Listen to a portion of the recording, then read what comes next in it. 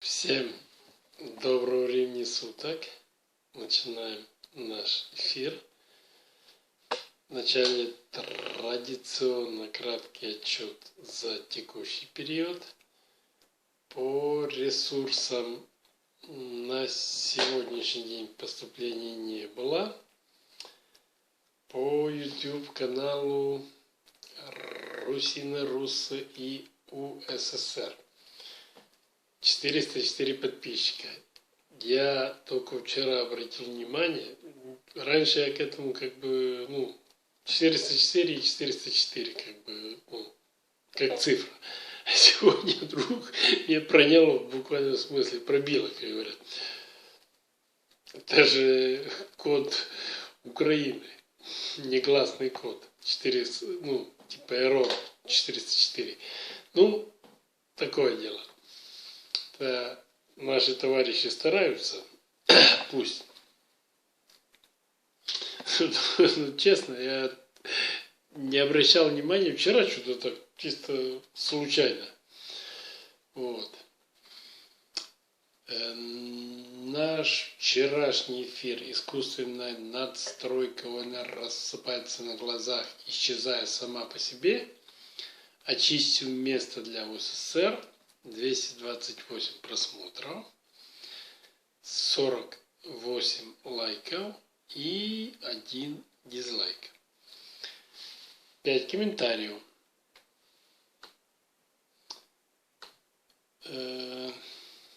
Комментарий от Ренаты Викторовны.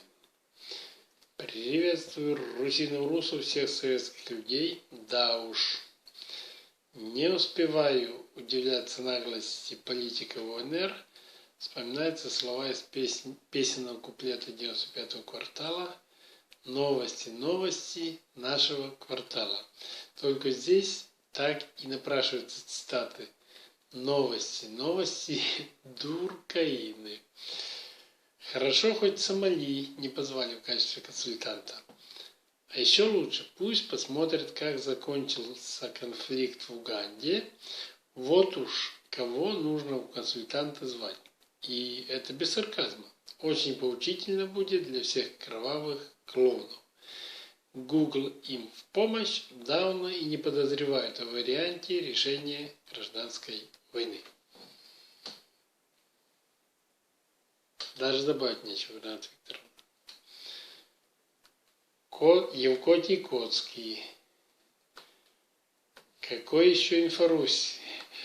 Русинформ уже тогда. Рената Викторовна, приветствую вас. Это же как вариант, но ваш мне тоже больше понравился.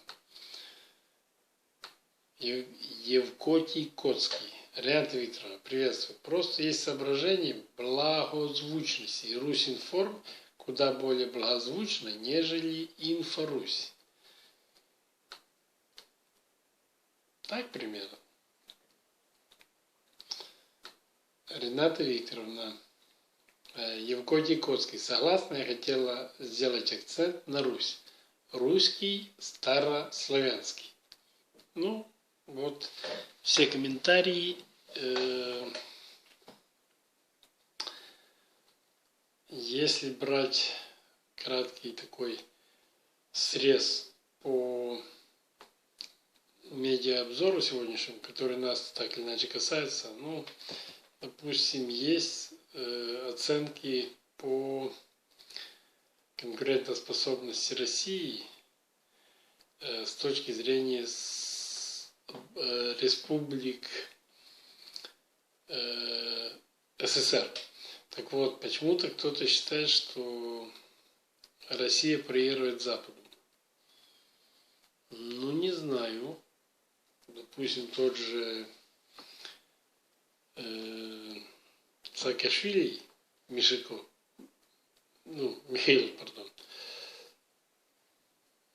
сказал, что Россия лучше, чем в Европе. Это он без всяких шуток и без всякого сарказма сказал.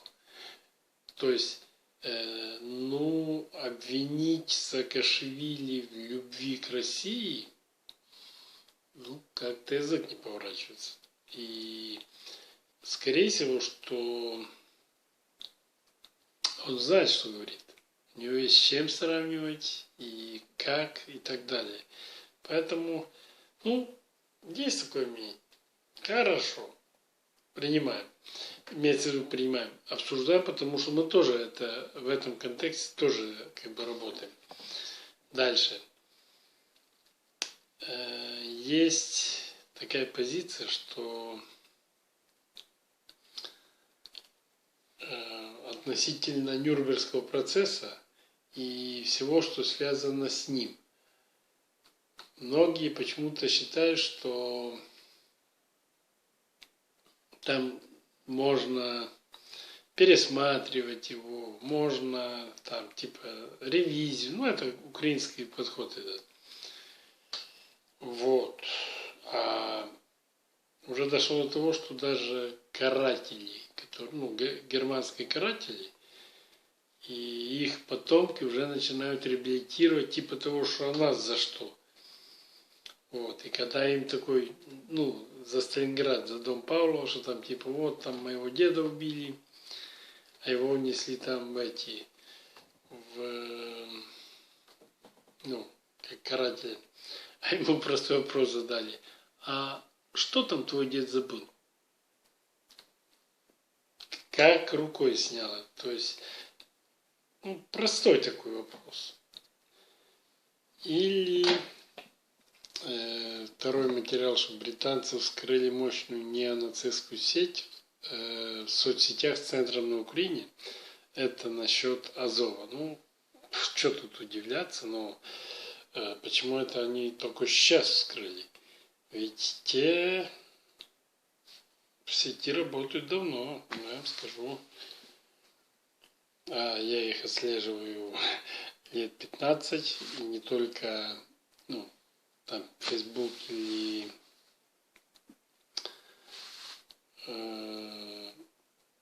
там Twitter тот же.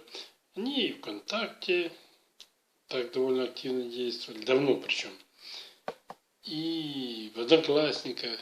Вот. Сейчас, когда началась война, они просто уже вышли так основательно в Фейсбуке. Чему там британцы являются? Сейчас, имею в виду. Они уже давно там, в соцсетях. Вот. Украина погрязла в коррупции, не сможет справиться без помощи ЕС. Atlantic Council. Уж кто-кто, мы найдем порядок. И без Atlantic Council, и в советах Atlantic Council не нуждаемся, как титуляры и автохтонно. Всех тех земель, о которых так по-барски распоряжается американская структура. И крайний материал, что киевский религиовед говорит, что УПЦ стыдится привязывать себя к Москве. Попробовали бы они себя привязать публично, с учетом того, что я за Фонар вам рассказывал. Там либералы в руководстве сейчас сидят в Москве и палец в палец не ударят. То есть они это так, знаете, когда надо риторику, что мы РПЦ там, я не в плане против РПЦ сейчас, боже упаси, а в плане в том, что на Украине сейчас реально мученики. И они страдают из-за этого, и страдают не так, как этот слово не подберу, мата не хочу о нем говорить, а так, лицемер, так культурно так о нем скажу сейчас, либеральный лицемер, который практически, по вине которого вот эти все проблемы, или точнее их несколько там, они же не то, что там, хоть бы возмущение какое-то, когда там идут гонения и на конкретные храмы, и на священников, на прихожан. Абсолютно гробовая тишина. Чему там удивляться? Я абсолютно не удивлен. Вот. Так что пока вот такая характеристика сегодняшнего средств, медиасредств. У нас все материалы нас касаются непосредственно. И особенно в свете обозначения новой реперной точки. То есть это как бы мы Минск прошли, и все процессы по освобождению СССР перемещаются в точку обнуления УНР во всех смыслах. Вот примерно так. Все, поехали. Поехали. Итак, начнем, наверное. Россия проигрывает соревнование образов жизни. Мнение. Мнение такое, посмотрим. России нужно серьезно нарастить тему экономического развития, чтобы стать привлекательной для бывших республик СССР. Фраза СССР начала звучать с каждым разом все чаще и чаще. Об этом передает корреспондент политнавигатора, заявил московский политолог Георгий Бофт. Он отметил, что на постсоветском пространстве, в отличие от Запада, у России практически нет никаких НКО. Только НКО все это обозначает. То есть вы считаете, что создание карго-культов важнее, чем работа с реальной экономикой? Я к Болту обращаюсь. В том-то и дело, что так многие считают. Считать-то считают, а по факту Россия стоит выше, уже выше. По крайней мере, я не говорю сейчас за всю Россию, но Москва даст фору любой столице. Любой. Нет таких, на планете Земля нет таких столиц, которые могли бы потягаться с Москвой. Хорошо это или плохо, другой вопрос, что там сконцентрированы все ресурсы, или большая часть всех ресурсов России сконцентрированы именно в Москве. Это уже другой вопрос. Но то, что Москва даст фору, это даже не обсуждается. Мы не очень успешны по части мягкой силы. У нас денег меньше, чем у Запада. Чего тут сравнивать? Мы для них ничтожные конкуренты, считает эксперт. Эксперт вообще отслеживает, что происходит. Допустим, те же заявления Польши, например. Это я просто два примера последних приведу, а их есть около более 50 точно, там, по-моему, 63. То, что я сейчас скажу за Польшу и за вчерашнее, что я говорю за Украину, будут говорить, что нет мягкой силы. Еще как есть. И особенно если об этом говорит не МИД той же Украины или МИД Польши, а разведка Польши и разведка Украины, это дорого стоит. Уж они-то точно знают, что это мягкая сила круче, чем у них, раз это озвучивает разведка. Я говорю, тут и Британию можно привести, и Штаты, и Госдеп. Штат имеется в виду Госдеп, в первую очередь. Но кроме Госдепа там есть и персоналии. Тоже Помпео, кстати, отдельно, а Госдеп отдельно доклад по мягкой силе России. Так что, есть, конечно, там они себя, кроме всего прочего, еще и пиарить знают, в отличие от России, к сожалению. Россия себя не пиарит, она по-тихому сделала, и потом те оглядываются, что за, никого нет, а событие произошло. Вот так вот. Такие действия Россия не пиарит. по его мнению, чтобы оказывать влияние на бывший СССР, России нужно больше вкладывать в себя, чтобы побеждать в соревновании образов жизни. Что я в это мало верю. Ну, допустим, по Украине. Вот был безвиз. Сейчас в связи с коронавирусом безвиз накрылся, почти накрылся медным тазом. Попробуйте. Туда, в Россию тоже, конечно, не попасть. Сейчас, по крайней мере, точно, с Украины. Но по привлекательности она от этого не проиграла, потому что за российский паспорт начинается борьба. Чтобы вы понимали. Реальная борьба с Украиной. Да, то есть то, что получает ЛДНР паспорта, сейчас появился тренд общий получения российских паспортов со стороны украинцев, не проживающих в ЛДНР. Вот так вот. Это реальный тренд, абсолютно. Еще раз повторюсь.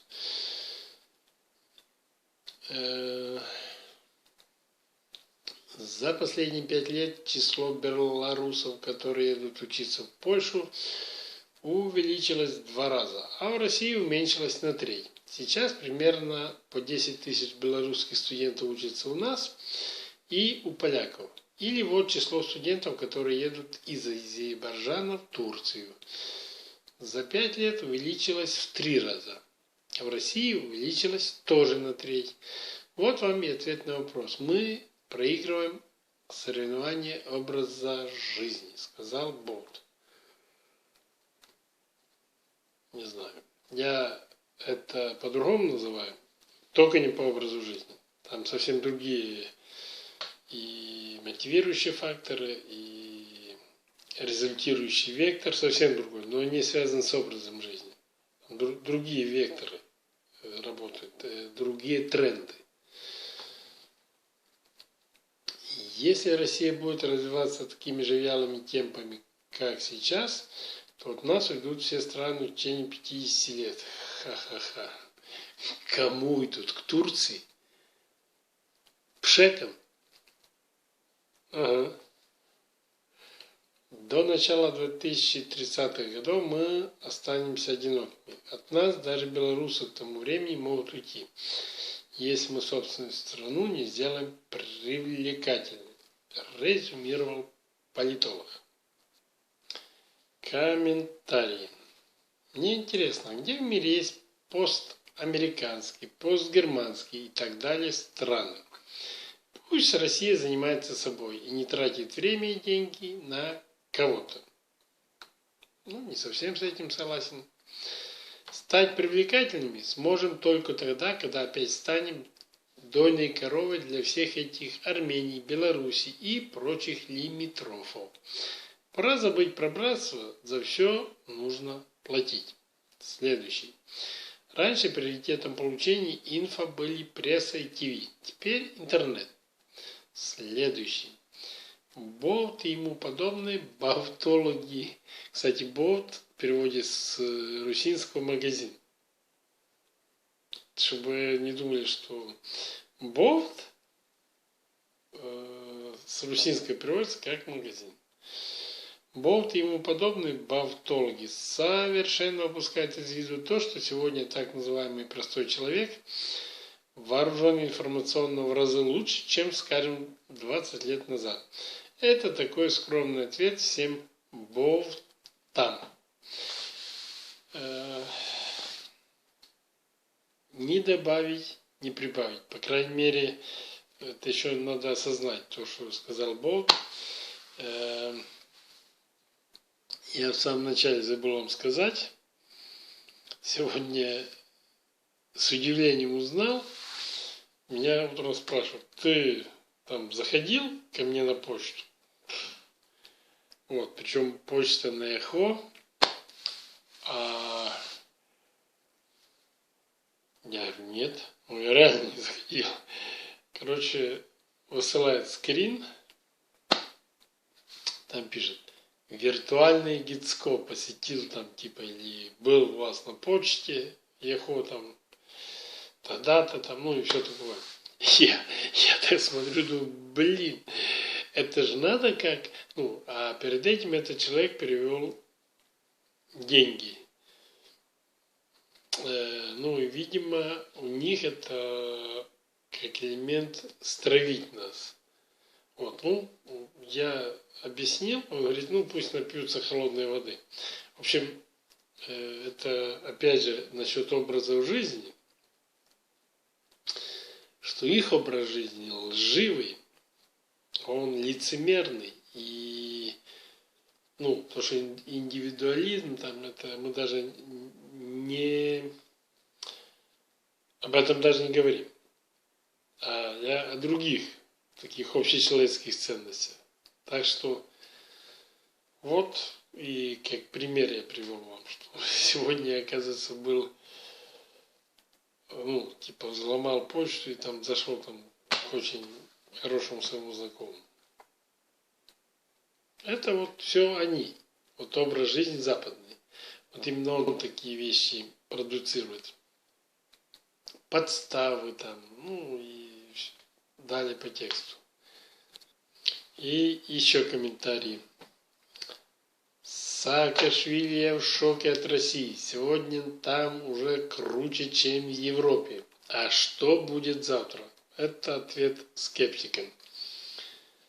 Наталья Московская. Под пиндосников либералов нужно убирать из власти, тогда и экономика поднимется. Игорь. Одна из ключевых причин поражения в холодной войне.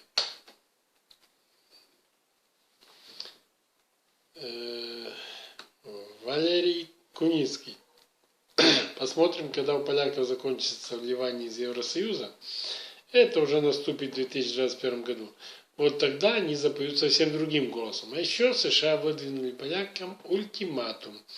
Все расходы, связанные с американскими базами, поляки будут сами все им оплачивать. Да еще пару-тройку миллиардов за крышу.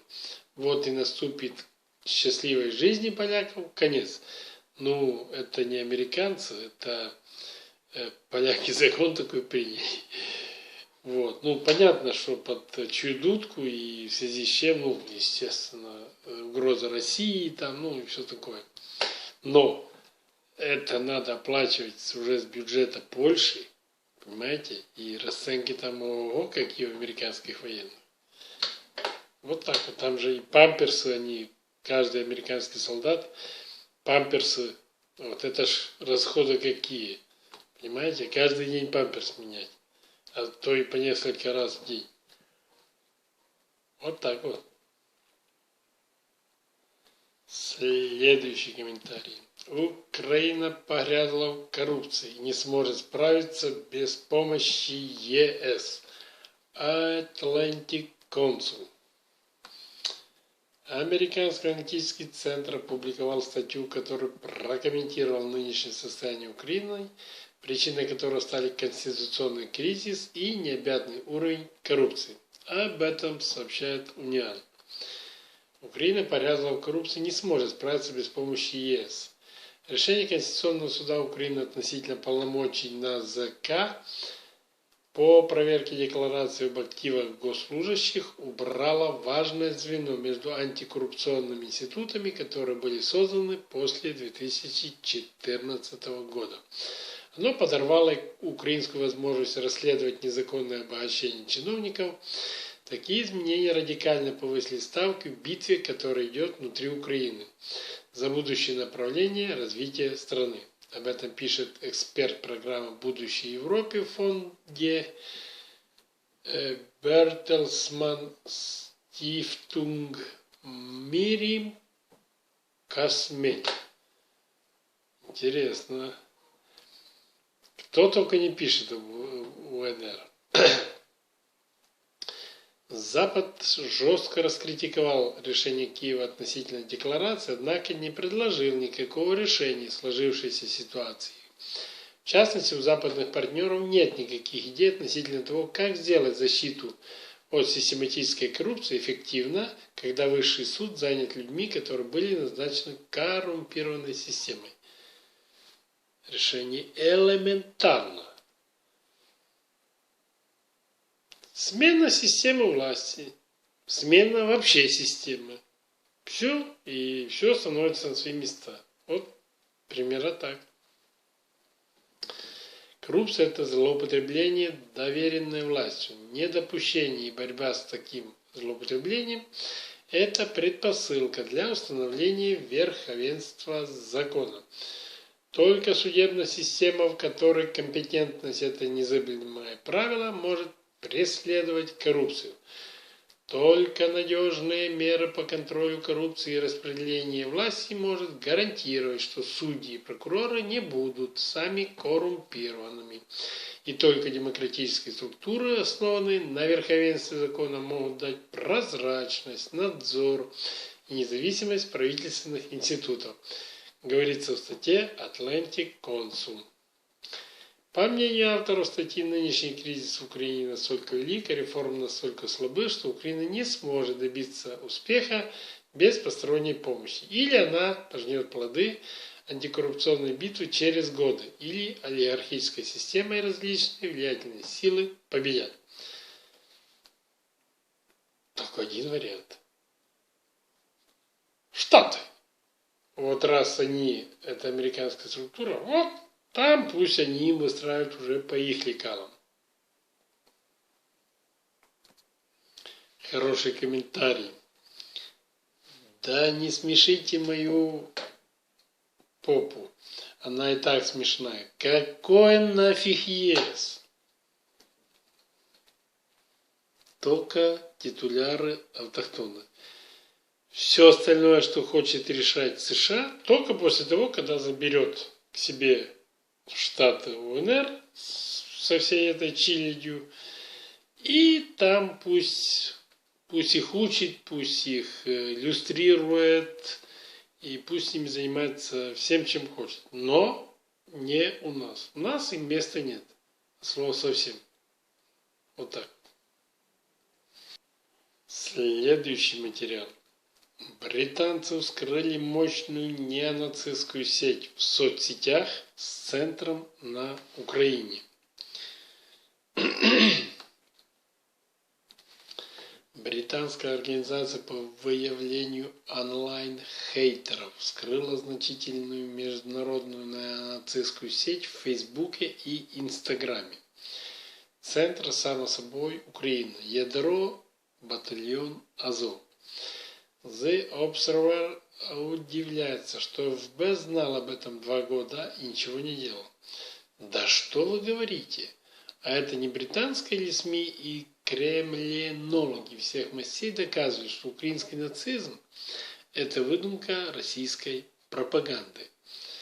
Но видите, когда выяснилось, что несуществующие украинские нацисты активно подпитывают символикой, литературой и идеями британских, оказалось, что они таки существуют.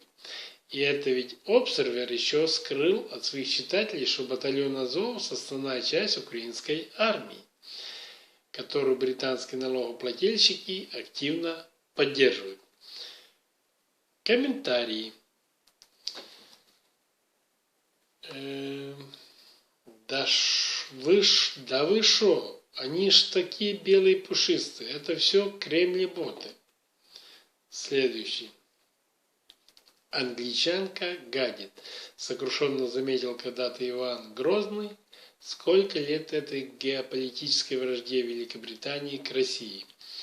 Политики Туманного Альбиона готовы себе палец отгрызть, лишь бы вблизи границ Российской Федерации полыхал какой-нибудь костер. Еще бы, утратив свою империю, британцы в составе коллективного Запада добились крушения Российской империи, а затем и развала СССР, а теперь грезят распадом России. Ее природное богатство и державная несокрушимость навевают им постоянные дурные сны. Они считают это несправедливым. И один хрен, кто там клепает политику. Лицедейка Мэй или клоун Джонсон. Объединенное королевство кривых зеркал все равно будет истекать ядом. Да, согласен. Людмила Гулевич. Вор кричит. Держи вора из той же серии. 70 лет их взращивали и готовили. В 2014 году запустили бандерофашистский проект на полную катушку. 7 лет туман глаза застил, ничего не видели. Только когда для нелюдей приблизилась перспектива Нюрнберга-2, а для их опекунов и наставников ответственность в золотом эквиваленте, резко прозрели и возопили. Отвечать-то за свои злодеяния не привыкли, но придется. Людмила вот такого. Ну что, согласен. С этим согласен. Активизировалась и тема Нюрнбергского процесса. Ну, понятно, определенно есть юбилей с точки зрения исторической, но есть и привязка к современным, к нынешним реалиям. Поэтому, судя по всему, эта тема сейчас, ее актуальность, она не будет уходить с повестки дня, независимо. Юбилей, не юбилей. Украина, Азов, Нацкорпус, ВСУ, СБУ. Вот это все из области Нюрнберга. Итак, Нюрнбергский процесс до сих пор вызывает вопросы. Это материал сайта ВЗ «Взгляд». Игорь Мальцев, но нам он подходит. В связи с очередным юбилеем торжества международной юриспруденции, начала Нюрнбергского процесса, от чего-то возбудились идеологи оппозиции. Как всегда, они недовольны ролью СССР в нем и даже тем, что в английском издании материалов гораздо больше томов, чем на русском. Тоже, кстати, интересно. Но правда, чего-то у идеологов оппозиции с английским, примерно так же, как у боевиков оппозиции типа Любы Соболь, но возмущение стучит в сердца. Нехай стучит. Несмотря на то, что большинство стран-участниц Нюрнбергского процесса постелило законодательные соломки с прямым запретом обсуждать итоги процесса, его итоги сегодня вызывают все больше и больше вопросов, хотя бы потому, что одни и те же факты сегодня используются совершенно противоположными политическими силами в своей борьбе. Хороший, кстати, вот этот абзац. Допустим, Россия, Польша, там или Россия, ЕС. Вот этот абзац и констатирует ревизионизм и прочие вот эти измы. Несмотря на то, что это был уникальный процесс, создавший формальное единение наций, у каждого найдутся к процессу удивленные вопросы.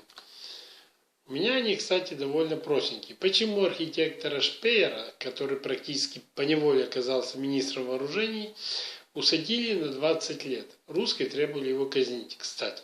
А вот штурмбанфюрер СС Вернер фон Браун, чьи ракеты В-2 снесли треть Лондона, вообще не рассматривался на суде. Ответ.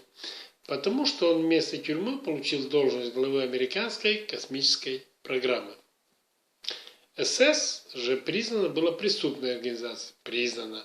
А вот нет же. Кому петля, а кому миллионы и почет. В не слишком прозрачной воде Нюрнбергского процесса каждый ловил ту рыбку, которая ему приглянулась. Меньше всего рыбы, похоже, досталось именно русским. В основном моральное удовлетворение. Но у всех, кто изучает реальную, а не парадную историю Германии, Нюрнберг отдается в ушах в основном при взгляде на послевоенное устройство страны. Начиная с забавных странностей типа гросс-адмирала Эриха Редера, которого судили на пожизненно, но выпустили уже в 1955 году и назначили ему адмиральскую пенсию от государства ФРГ. А гросс-адмирал Карла Деница, отбывшего полный срок червонец, сочли достойным лишь капитанской пенсии. а могли бы и мичманскую. Постнюрнбергские странности лишь плодятся со временем.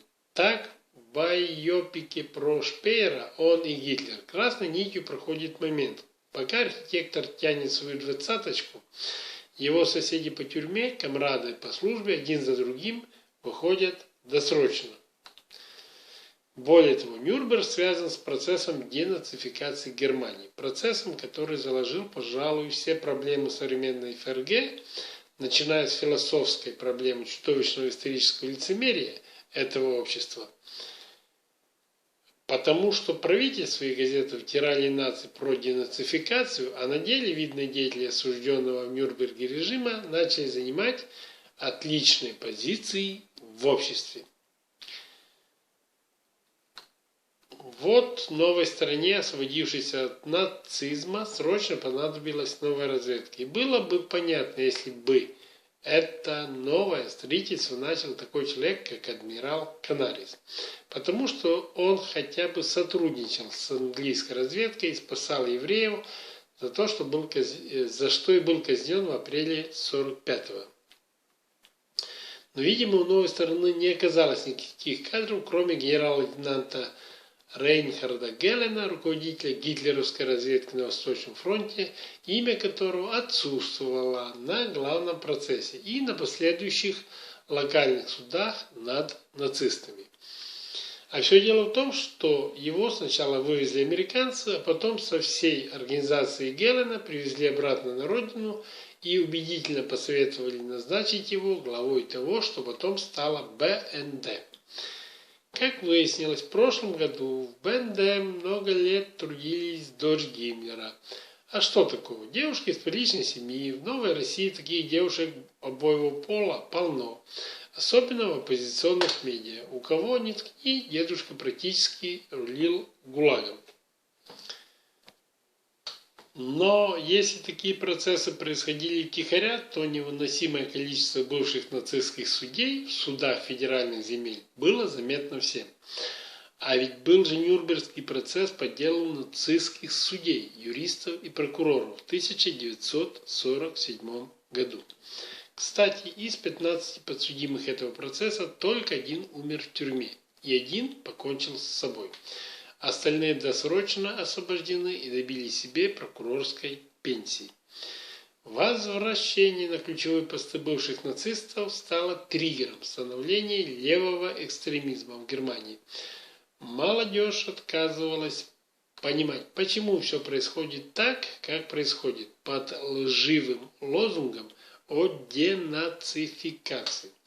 Вставал логичный вопрос, зачем тогда был этот распиаренный Нюрнбергский процесс?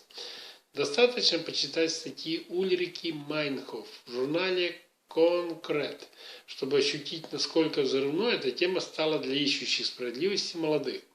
Результат. Взрыв молодежного левого сопротивления и становление левого террора РАФ, и даже сегодня паразиты на левых идеях, немецкая антифа, отчасти питается славой того антифашистского движения, яркой участницей и идеологом которого была Майнхоф. То есть антифа, которую парламентская партия использует как боевиков против несогласных в Германии, это тоже эхо Нюрнбергского процесса. Как ни крути. А лицемерие денацификации до сих пор приносит плоды, и их с каждым годом все больше. Это романтическое представление русских, что немцы до сих пор посыпают себе голову пеплом из печей Биркнау.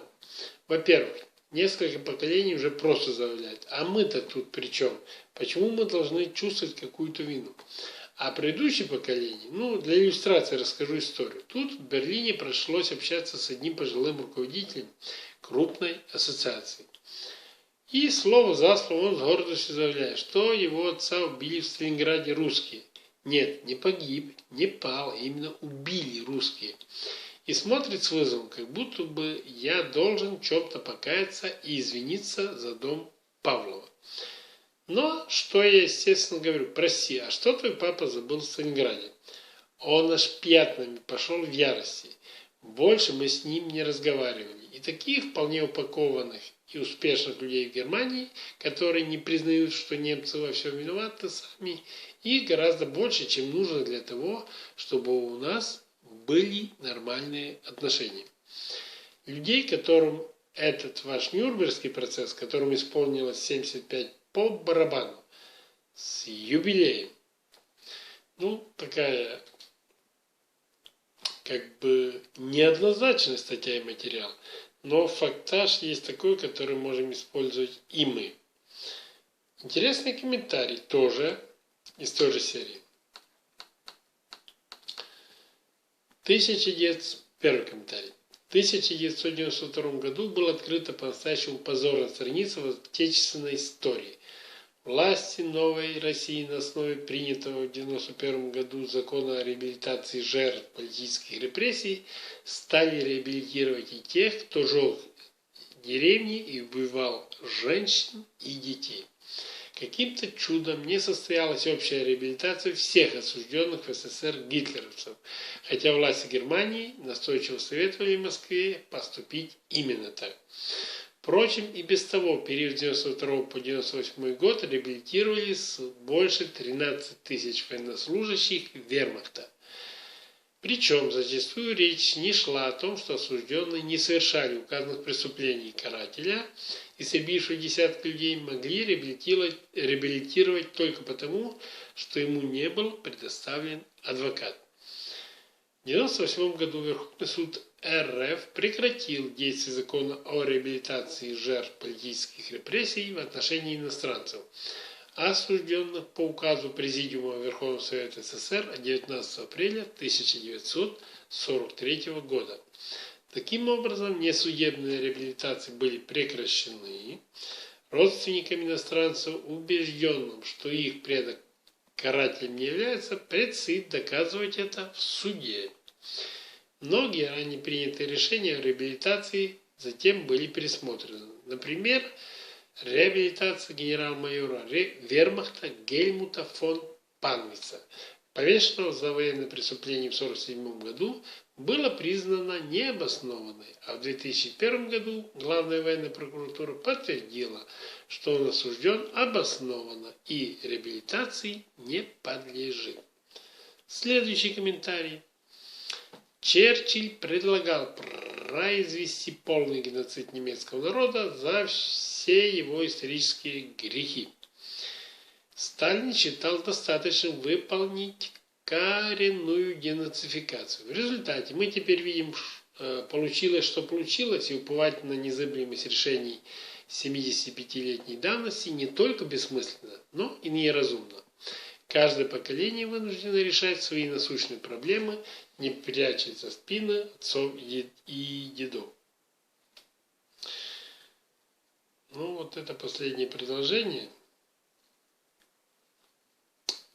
Каждое поколение. Где-то и нас касается, что мы вынуждены решать те вопросы, которые всплыли сейчас. Это с нацизмом, с тем же Нюрнбергом, с теми же ревизионистскими подходами и ЕС, и Польши, и всей этой братьи. Вот так вот. На этом наш основной блок информационный заканчиваем и переходим к традиционным 3 блокам, которые мы в конце каждого эфира озвучиваем. Итак, первый блок. Нам нужна ваша помощь, в первую очередь материальная. Для того, чтобы завершить все процедуры, которые сейчас мы запустили, и не просто запустили, а вот даже то, что по Нюрнбергу, например, это мы уже запустили почти 3 месяца назад, а то, что мы озвучиваем через эфир, это практически раз в неделю есть какой-то материал по геноциду. из той же серии, кстати. Но это все нам удается поддерживать. И где-то даже вот то, что и по офертам, и по озвучкам, благодаря поддержке, которая идет от вас. Поддержка хоть и не есть такое, чтобы мы вообще там мощно выступили, но она достаточная, чтобы эту линию фронта держать. Мы это называем на танк победы. Кто сколько сможет. Все реквизиты куда переводить? Под этим роликом. Кто сколько сможет. 100, 200, 300, 500. Это важно. Второй блок не менее важен от первого. Если вы нас смотрите как зритель, еще не подписчик нашего YouTube канала Русин-Рус СССР, милости просим, вливайтесь в наши дружные ряды нашего движения, подписывайтесь на наш YouTube канал Русин-Рус СССР. Это важно для освобождения временно оккупированной территории СССР и не только. Если вы уже подписаны, но у вас есть друзья, коллеги, единомышленники, которые зарегистрированы в YouTube, но не подписаны на наш YouTube канал, ваша задача их сориентировать, чтобы они подписались на наш YouTube канал Русин-Русы и УССР. Третий блок не менее важен от первых двух. Есть момент, когда советские войска освободят город Н на временно оккупированной территории СССР во время выполнения освободительной миссии по освобождению временно оккупированной территории СССР. И прозвучит первое сообщение от Русин-Рус Информа. Русин-Рус Информбюро. Советские войска освободили город Н. Это будет сигналом для начала. Это мероприятие называем девятый вал. Девятый вал, который должен смыть всех бандеровско-фашистских оккупантов одномоментно со всей временно оккупированной территории СССР. Именно одномоментность и что это произойдет на всей временно оккупированной территории СССР, даст тот эффект, который должен повлиять, во-первых, скорость освобождения временно оккупированной территории СССР, во-вторых, потери. Потери – это в первую очередь живой силы. Кроме того, еще и инфраструктурные и целый ряд других. Все три блока важны при выполнении, и если удастся все три блока реализовать до начала операции,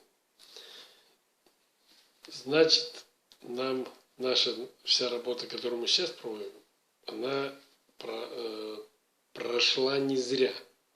И мы надеемся, что к этому моменту нам удастся ту критическую массу сформировать на всей временно оккупированной территории СССР. На этом наш эфир заканчивается. Всем большое спасибо за внимание. Всем, кто нам помогает материально, низкий поклон и благодарность. Все, кто нас лайкает, репостит, комментирует, низкий поклон и благодарность. Наше дело правое, враг будет разбит, победа будет за нами. С Богом!